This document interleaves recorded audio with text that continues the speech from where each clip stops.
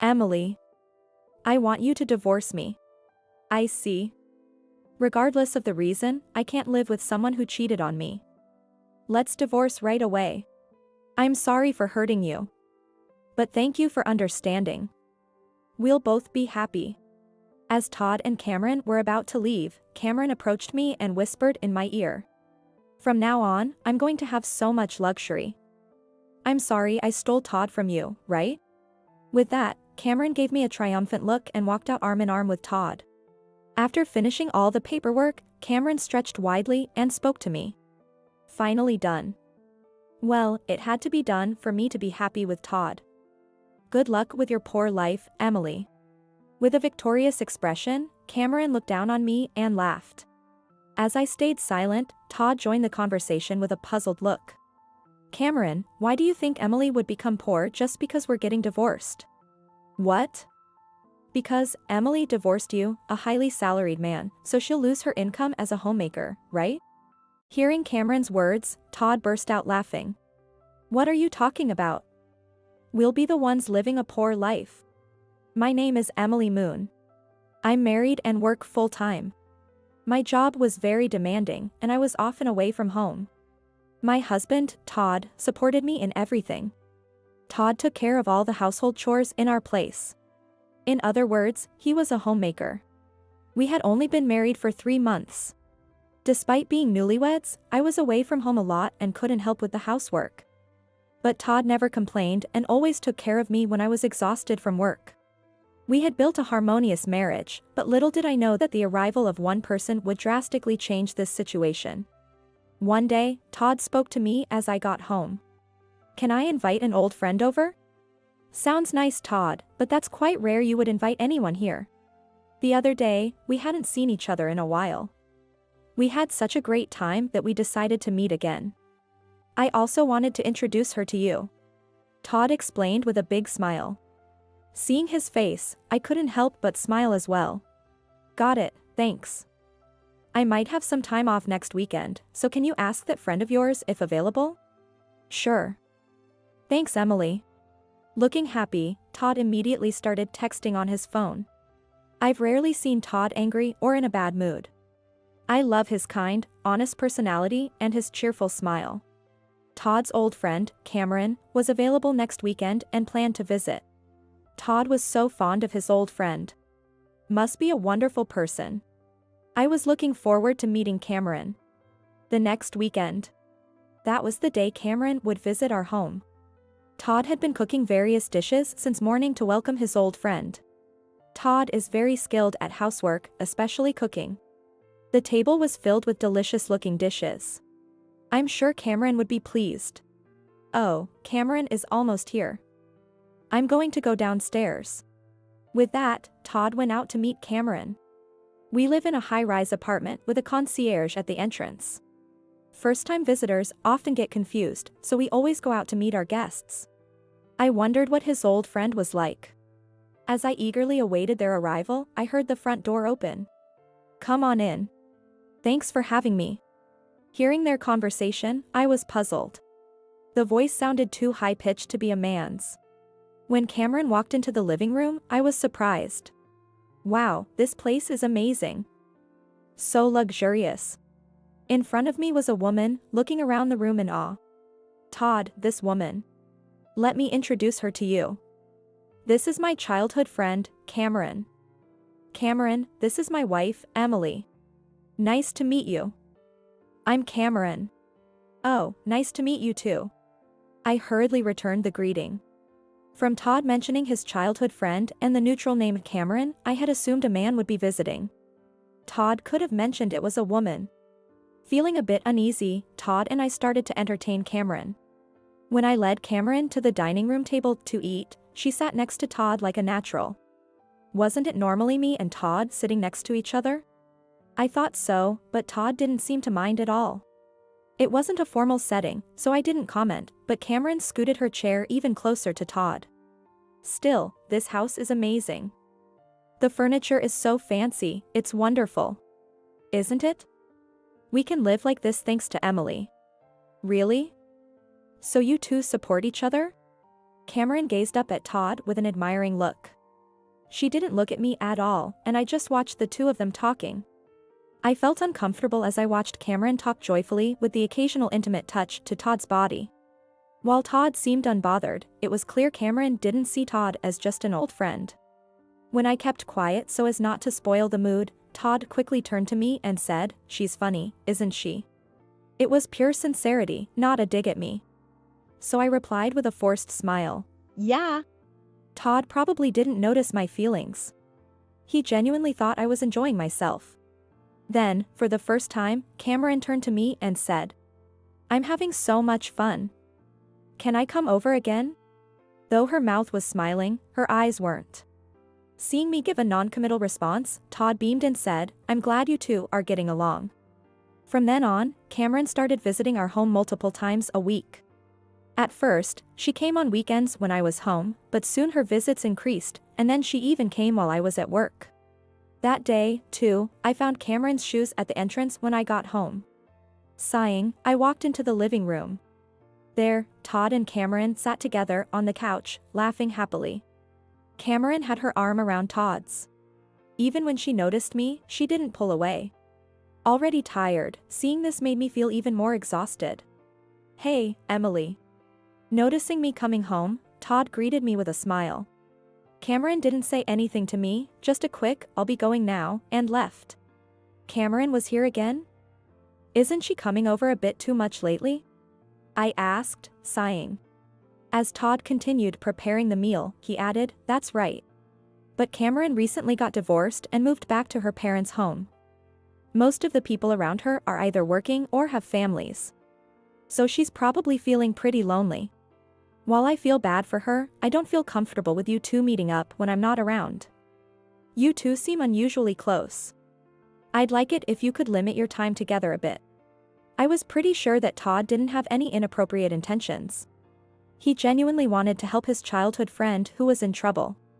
However, I did not like Cameron, who did not mind touching Todd's body intimately even in front of me. Or coming into a married man's house in the daytime. After hearing my request, Todd apologized to me and said he would see Cameron less often. Then, I had to trust his words. However, Cameron continued to visit our home. It seemed like she was targeting times when I was at work, as I never saw her. So how did I know Cameron was visiting? It was because Cameron had gone out of her way to fold the toilet paper in triplicate before leaving. Having visited our home many times, she should have known that neither I nor Todd would fold the paper. She was intentionally leaving traces of her presence.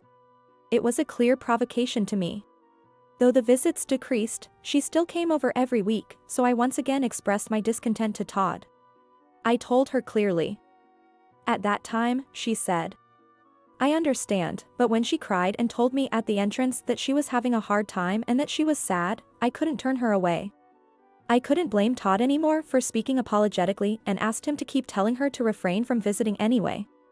Todd would apologize each time, but the situation never improved. About a month after Cameron's first visit, Cameron continued to visit our home, and I was mentally exhausted. I was desperate to stop Cameron's visits. With that in mind, I headed to a place I normally wouldn't go alone. Todd's parents' house. If they were childhood friends, there might have been interactions between their families. I thought I might find a solution there. I rang the doorbell at my in-laws' house. Honestly, I wasn't looking forward to this. There was some reason I usually avoided this place. "Oh, Emily. Are you here alone?" "Hello, it's been a while." My mother-in-law's face showed clear displeasure when she saw I was alone. The reason was her. She disliked me. "So? Why are you here all of a sudden?" "There's no particular reason. I just thought I'd drop by since it's been a while. I'm not happy to see you. If you came with Todd, I could tolerate it, but spending time with you alone is a waste." Her blatant rudeness was rather bracing. If I retorted, it would only make things worse. It's best to smile and deflect. "You're such an unappealing daughter-in-law. If we had a daughter-in-law like Cameron, we could have built a better relationship." I was surprised to hear Cameron's name from my mother-in-law. If I didn't bring it up carefully, she might get suspicious, so it was lucky she mentioned it first. My mother-in-law continued talking without caring about me. Todd and Cameron were always close. She used to say she would marry Todd. And now he's married to a woman who can't even do housework properly or care for her family.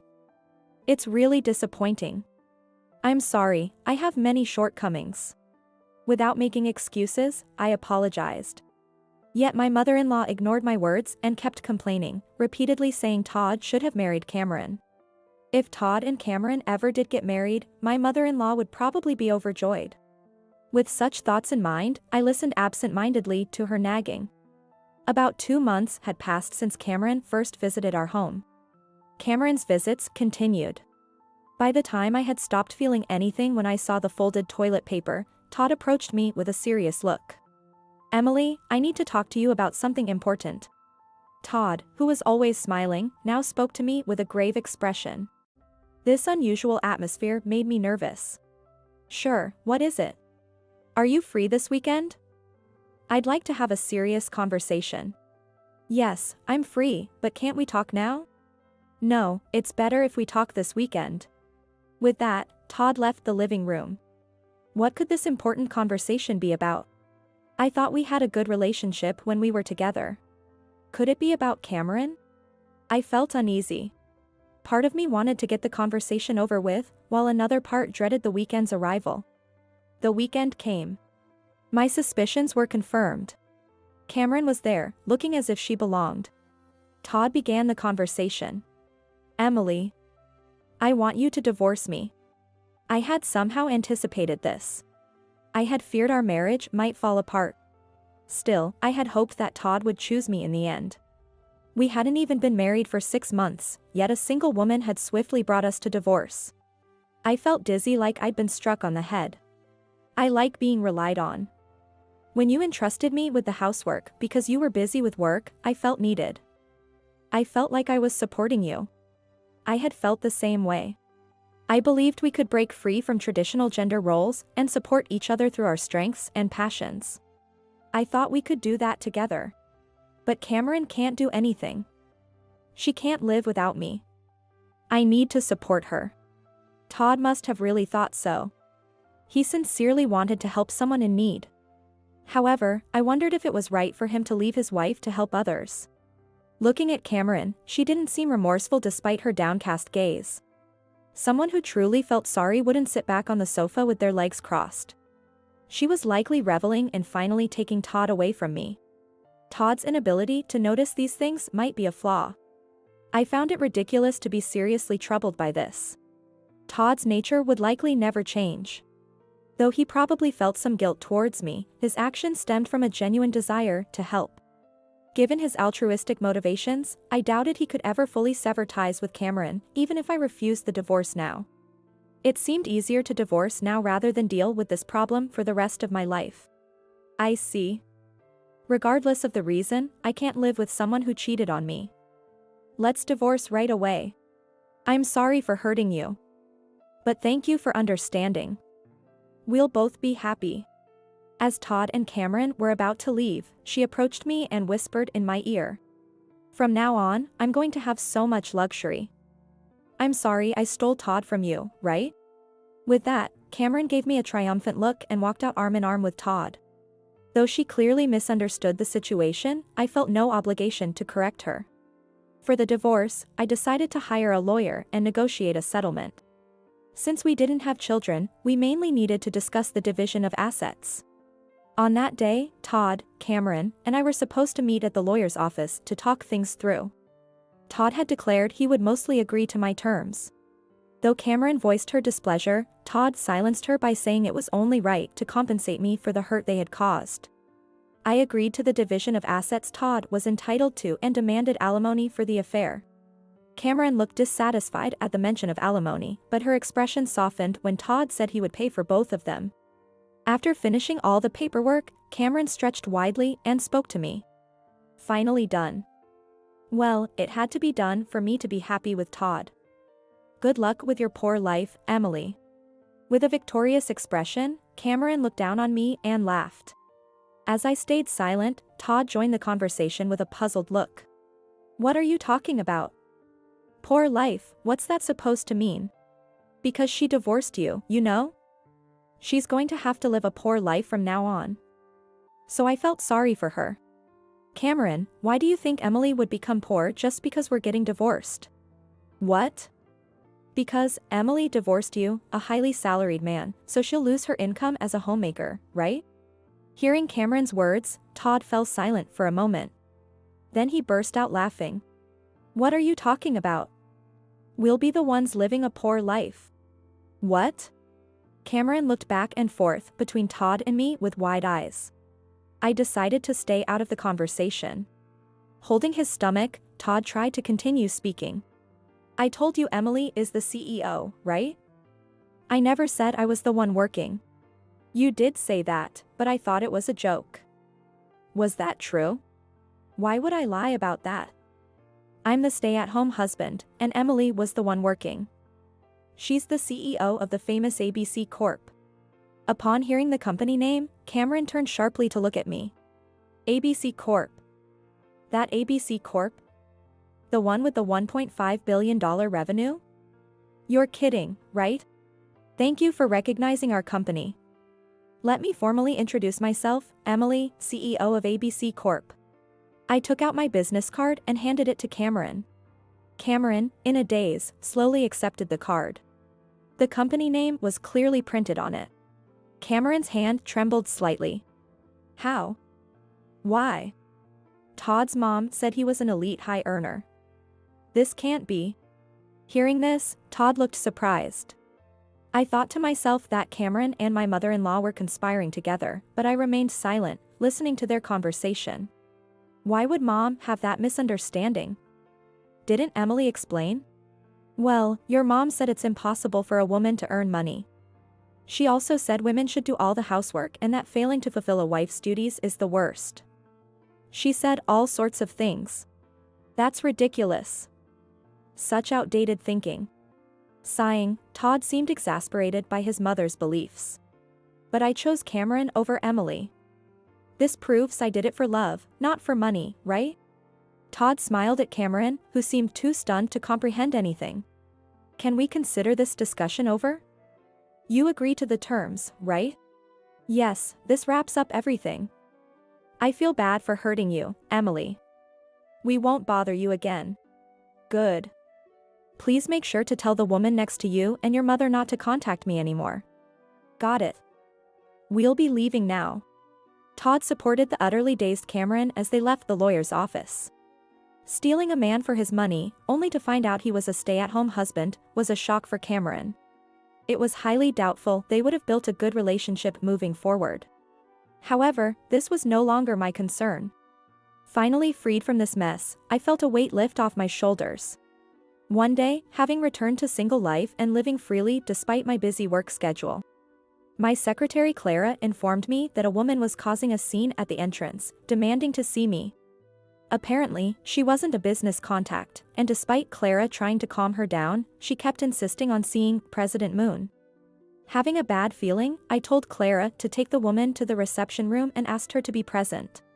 When I entered the room, as expected, there was Cameron, breathing heavily with a frantic expression.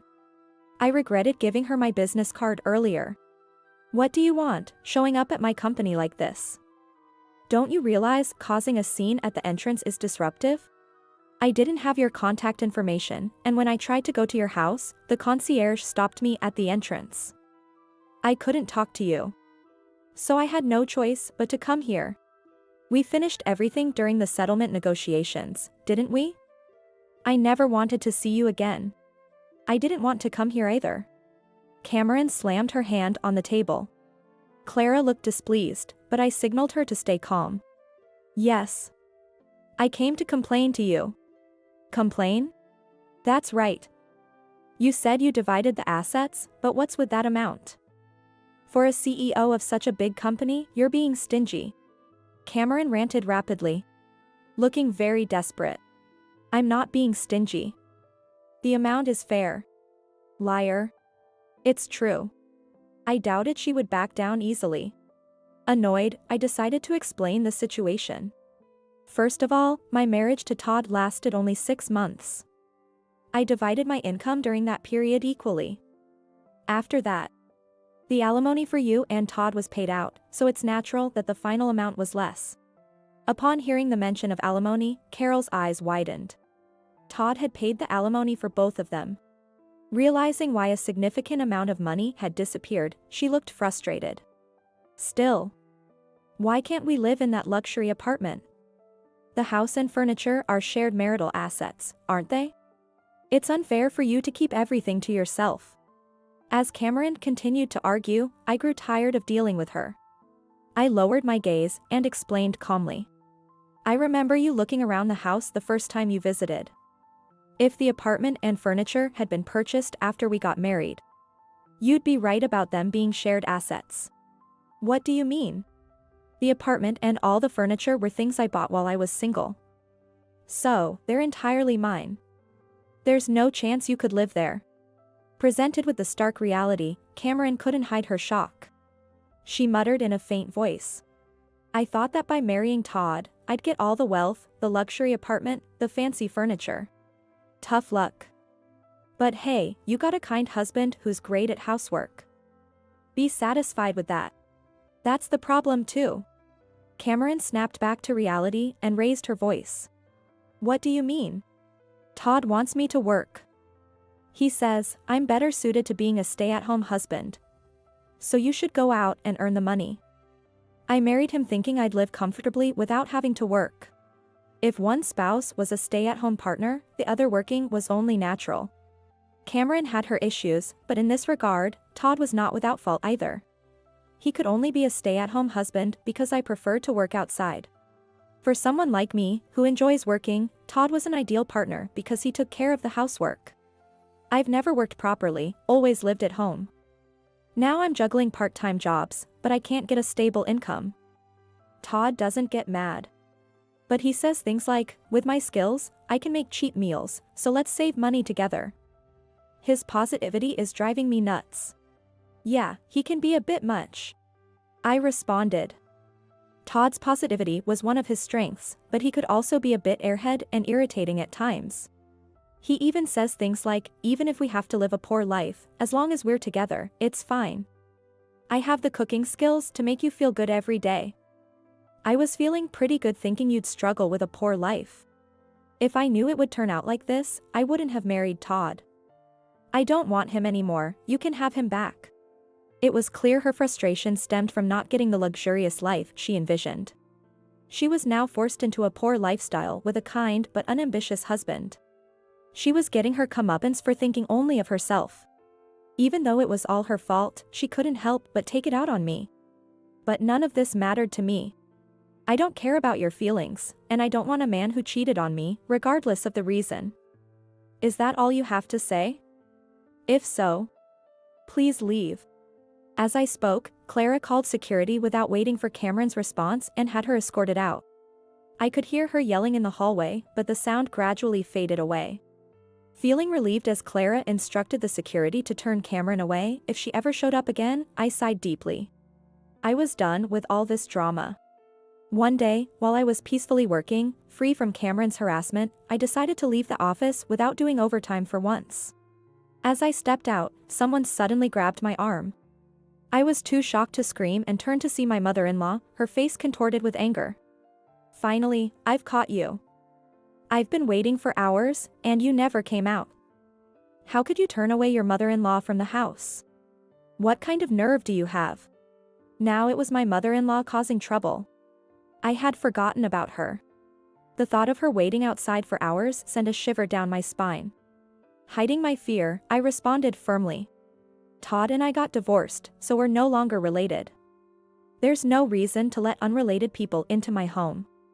I've instructed the building to only allow people I've approved into the entrance. You're so insolent. Show some respect for your elders. She screeched, her voice a piercing sound I had never heard before. It was incredibly annoying. I would if there was anything respectable about you. But there's not. So, what do you want?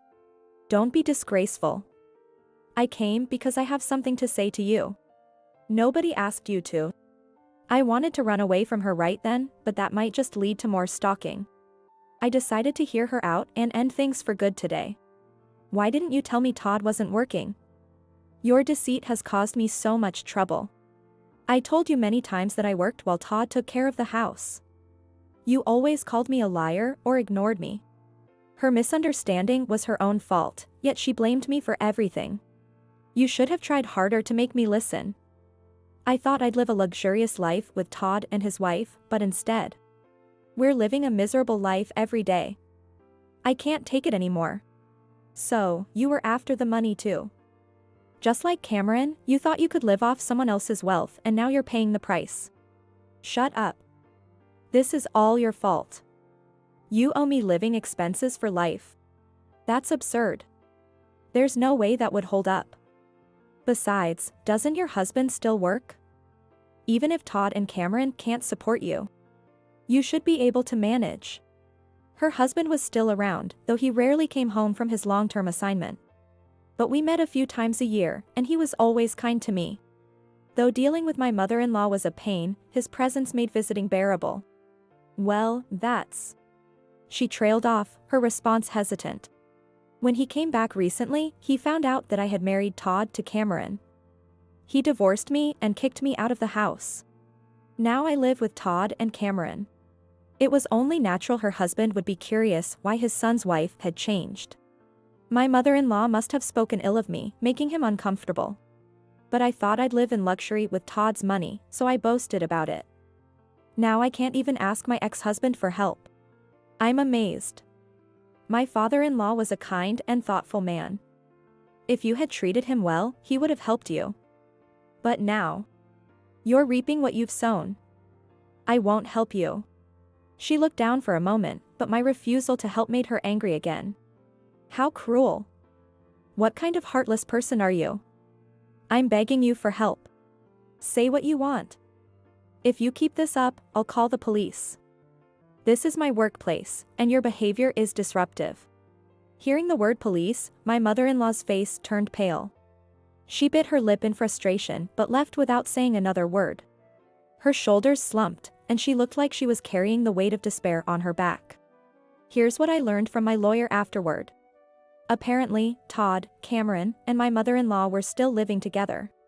Todd, who wanted to remain a stay-at-home husband, realized that Cameron and my mother-in-law couldn't earn enough to support the three of them. So he started job hunting. However, having been out of work for months without a valid reason like illness or caregiving, Todd could only find a low-paying job. In the end, Todd's salary wasn't enough to support them, so Cameron and my mother-in-law also took up part-time jobs to make ends meet. When Todd handled all the housework, their home was spotless, and they enjoyed home-cooked meals every day. Now, with everyone busy working, their house was a mess, they relied on convenience foods, and arguments were frequent. As for me, I was enjoying a comfortable life. I hired house cleaners to keep my home tidy, and I had plenty of delicious food from delivery services and dining out. Besides, it's not that I dislike cooking, I'm just too busy to do it. Occasionally, cooking for a change of pace isn't bad at all. I was savoring the freedom of living alone. In terms of work, I started a new business relationship with a company where my former father-in-law worked, and I met him again. Emily, I'm truly sorry. Because of my foolish ex-wife and son, you've been hurt. I can't apologize enough. My father-in-law apologized, but he had done nothing wrong. Please don't apologize. Although we are no longer family, I hope we can maintain a good relationship moving forward. Hearing this, my father-in-law smiled a bit and thanked me. For now, I was done with relationships. I decided to focus all my energy on my work.